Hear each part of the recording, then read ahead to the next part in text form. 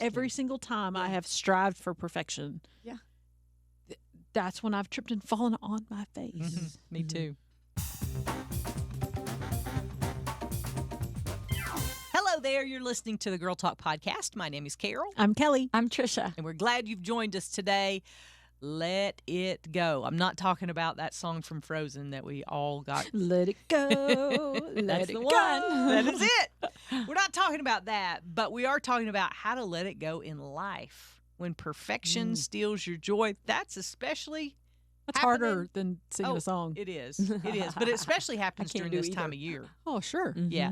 My goodness gracious.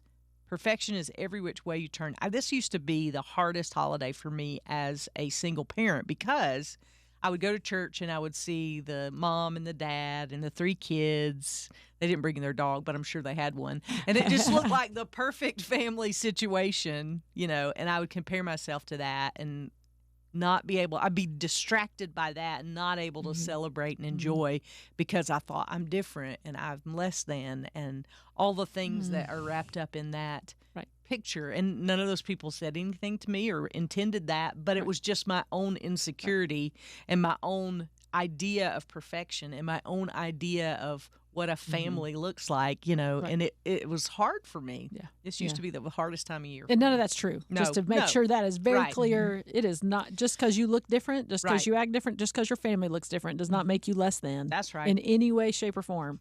You are just different than. And they're different than, and everybody's different than. We're all different. And people are different than they look sometimes. Yeah, oh, absolutely. Absolutely. Right? Different than they pretend to be. So what drives perfection, especially during this time of year? Well, I think you nailed it already because you said insecurity. Yeah.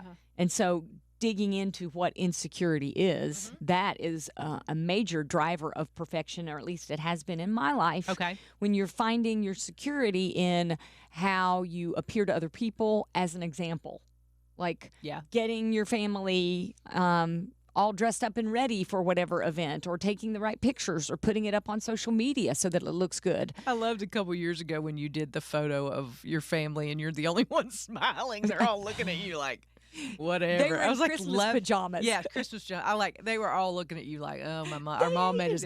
I could hear them saying it right there in the picture, and I loved that. It was so fun and so real. I like actually to do outtakes as my Christmas pictures. Yeah. When I do Christmas cards. When I do them, and I haven't done them the past couple of years, but before that, I was doing outtakes because I think they're, number one, they're just more real. Yeah. And I think they're funny. Yeah. And it's actually like what's happening at my house. Right. So I don't need to pretend that we're always wearing the right bows and outfits and whatever. No. We're looking crazy. We're mad at each other. We get irritated. We're tired. Sure. You know, so I feel like Christmas cards are a great way to just really be honest, warts and all. Absolutely. Yeah, you know, for me, for perfection, it's about me. Like, it's all about, it's selfish. It's selfishness. It's the very self-centered. It's the look at me. It's the, I want to, you know, if I'm really honest, I want to look better than she looks with her family. I want to I want to be the one you look at and all with all the positive feelings. I want to get the accolades. I want you to notice me, and think of me as good and even better because I, you know, checked all the perfection boxes. But why, and it's so gross. What do you think drives that? Because sure, I get that, but sure, I think it also, I think digging in, it's because we're identifying ourselves by the way other people perceive us. Sure, yeah. And that is the definition of insecurity, in my opinion. It's yes. I know that. Yes, I know all those things. Yes. And still it's hard to let go of it. But yeah, wanting to manage what other people think about you. Well, and I think if you want to dig even deeper, it gets even grosser than that. It's about that I actually want to be God. You know, that I want to be my own God. I want to be in charge of my own life. I want the glory that's His. I want, I mean, it's the enemy. It's the flesh. It's my flesh. Yeah. It's the sin nature that I have just playing itself out the way it did in Lucifer, who just wanted to be God. I'm no different. We're no different when we peel back the layers. The difference in us is the Holy Spirit. It's Jesus in us. It's not me, because in my own fleshly desires, I want to stand on my own throne and put my hands on my hips and be like, look at me. I'm fantastic. I'm perfect. You should want to be like me too. I mean, if we're all honest, be like Kelly. If we're all honest, that's really the heart. That's the ugly sin-filled, sorry. Not Zen-filled. I just brought out the West North Carolina and me comes out every once in a while. Sin-filled. Filled. Very good. You're right. Yes, thanks. Part of me that's just ugly and gross. And the reason why we need a Savior, because he takes that away and he gives us the power over all of that. And so I just calmed up on my soapbox there for a minute. Yeah. But. Well, okay, let's talk about this then. I'm going to get very specific because you know me. When has perfection stolen your joy? Anytime I ever lean into perfection. It's impossible to keep up. Okay, here's a silly example of this, but it came to mind when you asked that question. When my mother-in-law comes to town, I want my house to be clean. I want it to smell good. I want the trash to be out of the house. I want things to be shoved in the closet. Yeah. They're in there. They're just shoved in the closet. But it's not the guest closet. That's right. The upstairs closet. Right. So I want her to walk in, and I want this house to look perfectly. Now, here's what I know. So good. Yeah. In 7 minutes, it will not be perfect anymore. Yes. In 7 minutes, there will be food stains on the thing. The dog will have peed on the rug. The kids will have messed up several plates. All those things happen. And that's the silliest part about it. I want to hold on to that perfection, and that doesn't last. And guess what? I don't think she cares. Yeah. Because she's never mentioned it. Yeah. And I beat my head against the wall for that 6 minutes of perfection. That's not even real, because if you look behind the closet, you'll see all the things, and maybe under the bed. Yeah. But that's where perfection makes me crazy. Yeah. It's like you're trying to hold water back. Yeah. It just doesn't work. Right. Those are such great examples. And I think those are all applicable to everything we go through. I mean, I can think of 100 times when I've tried to be perfect and look perfect, and every single time, I used to sing on my church's praise team, and every time I would go in to sing with my own, I'm gonna nail these notes perfectly. I'm gonna do this. Every single time I would mess up a note. Every single time there would be some moment where God's like, I'm going to need to knock you down just a smidge, because it's not about you, Kelly Brandon. It's about me, and you need to point people to me, not to you. So every single time, like you said, every single time I have strived for perfection, that's when I've tripped and fallen on my face. Me too. Including a trip into church when my dress was tucked in my Spanx. Oh, no. Oh, that's hilarious. In the back? In the back? Yes, absolutely. Oh, nice. So you're trying to, with all the Spanx to be. I was like feeling my oats that day too. Did someone tell you quickly? Several people. That's very good. And I'm sure they haven't forgotten it. I'm sure it's like their family joke. But that's pretty funny. I'm always doing stuff like that. I am. The number of times I have my clothes on wrong when I come to work, it should alarm all of you people. You get dressed in the dark. The gym I used to work out at, I had one lady who her whole job was to check my clothes and make sure I had everything right side out. Quality control, Carol. And at least a couple times a week, she'd be like, your shirt's on inside out. Oh, that's funny. And I have to go back in there and check. So I think for me, it's been more about the older I get, the more I just embrace my imperfection and just go with it. Yes. It's become like, It's funny. I actually did, after my dress was tucked in my Spanx, I actually thought about moving. I was like, I can move and never see new any of these people identity. again. You will never see me again. Right. But I was like, okay, I love this church. I'm going back. Right. You can laugh, and people can laugh, and everybody feels better when somebody's vulnerable enough to say, hey, I'm goofy, or I'm not perfect, and I use Spanx. Okay. Well, and it brings down all of the need for everybody else to pretend like they're Yes. perfect. Yeah. Turns down the temperature. Yeah, we Yes. all of a sudden we're coming to relationships more authentically Yes. and less, with this desire and this need to outdo each other and one up each other and have this perfection. It's like, Yeah. all right, how can I just be real? I'm that person who's like, I'm not as bad as her. Oh, I used to watch that's why Super we're Nanny to friends. feel better about my parenting. Oh, yeah, for sure. Remember Yeah. that show? Like, So yeah. where are these people Okay. from? Yeah. Yeah. Okay. Yeah. Yeah. So, perfection can definitely steal your joy, but I'm going to get a little bit more serious here. What is perfection, and even the need for perfection, say about our relationship with God?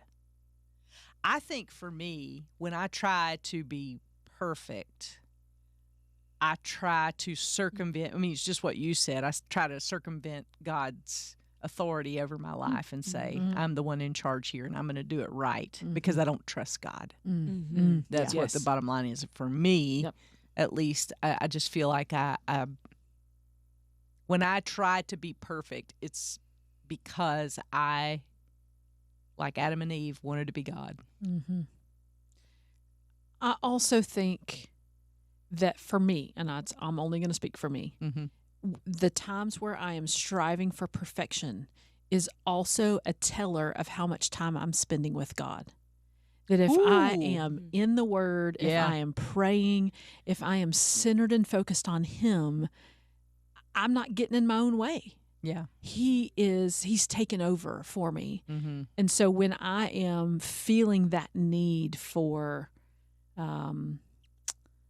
self-validation, it's because I'm not giving enough of it to Him. And I'm not spending enough time in the Word with Him. I mean, that's true for me too. Oh, yeah, me too. Because I All think of it us. takes your eyes off yourself and puts them on Him.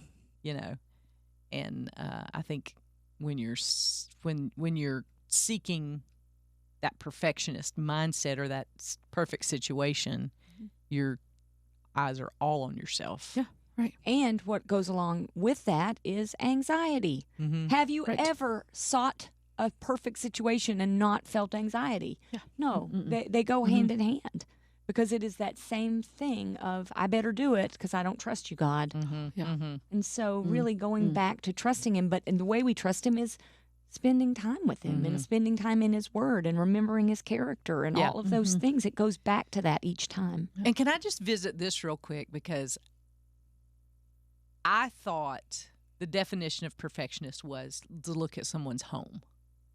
Like if you see their home and their weeds are all pulled and they're, you open their fridge and there's nothing with mold on it, and you know, Yeah, they their have closets are not. there's shoved not with- dirty dishes in the sink, all those things. I was like equated that because a friend of mine told me one time, she was like, "You're a perfectionist." I was like, "Have you seen my house?" Like, "No, I'm not." She goes, "Hold up. You're a perfectionist because you have an idea in your mind of how you want things to go. And when they don't go that way, it ruffles your feathers." Ooh, that's good. And I pouted. Yeah. I'm going to be honest. I pouted for a while. I don't think I talked to her for a while, but she was totally right. Yeah. My And- therapist told me the same thing, Carol. The same thing. He said, "You are a perfectionist." I'm like, "No, I'm not. Look at me." Yeah. And he's like, "You are a perfectionist in the areas that you think you can control." So it's the same. It was the you same paid him for thing, that. and I couldn't stop talking to him. Right. That's right. You already paid Give me back that copay. But it is the same thing. Yeah. The perfectionist doesn't look perfect. Yeah. Right. And Always. it depends on what your struggle is. You know, it may be your house, that may be your perfection Yeah. thing, or it may be your work, or it may be what your Tennis. family looks like, or your hobbies. So here's the idea that I have in my mind. Tell me if this is accurate. I think perfection is grabbing at stuff and holding on tight fisted, Grip. and the other option is just to release and to give it.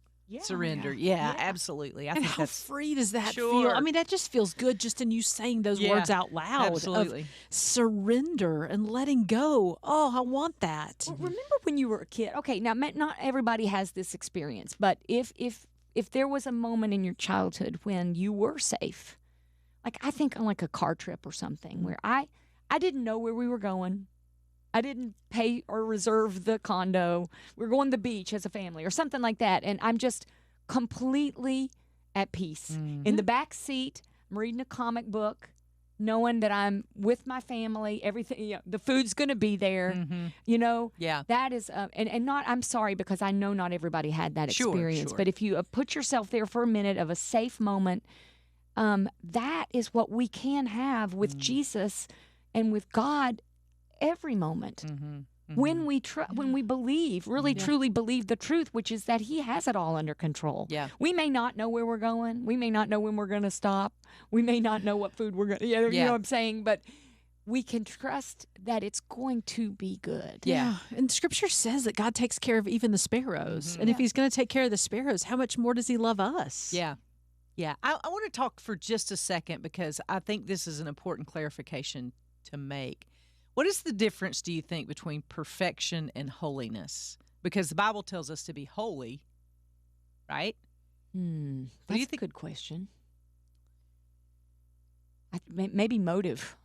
Motive. The actions may look similarly, but if you're seeking to be holy because God is holy, or you're seeking to look more like Jesus, that's one thing. But if you're doing an action because you want people to think you're perfect, it's a different motive. Yeah. Actions could be similar, motive different. Is it, tell me if I'm wrong, because I could be. I feel like perfection is for love and surrender is from love. And holiness is from love. Yes. Yeah, that's good. Yep, totally agree. I also think, to add a third piece to that, is that holiness is something that as believers, we know we will not obtain this side of heaven. That we're striving, we're getting there. That's the end goal. The end goal is to be holy. Yeah. Whereas perfection, we actually are delusional enough to think that I can be perfect. Yeah. In this, That's that, or good. the other. Right. And so it's taking truth, as the enemy does. It's taking truth and twisting it just a little bit. Yeah. It's true.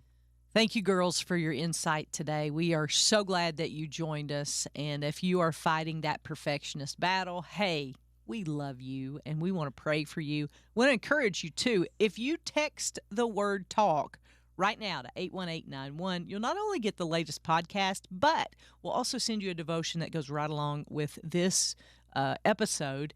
And that can encourage you throughout the week when you're not listening to the Girl Talk podcast. We'd love to do that. So once again, text the word TALK to 81891. Also check in on the Facebook pages.